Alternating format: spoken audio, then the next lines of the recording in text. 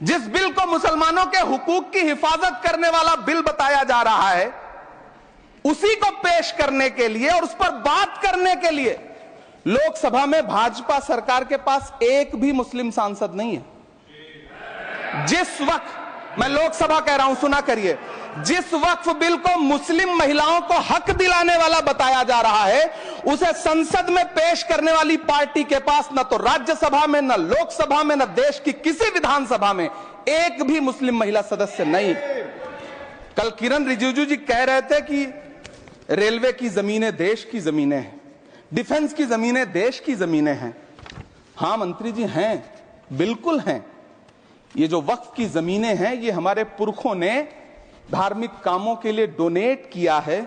तो हम भी तो इसी देश के नागरिक हैं, हम भी तो इसी देश के बेटे हैं, तो वक्फ की जमीनें भी तो इसी देश की जमीनें हैं, उनको पराया क्यों बोलते हैं आप?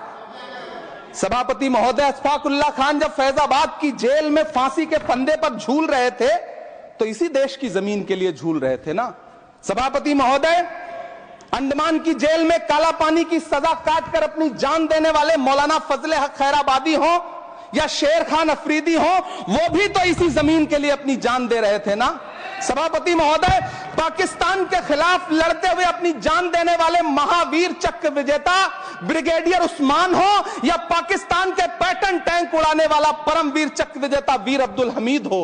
वो भी तो इसी जमीन के लिए अपनी जान दे रहा था ना।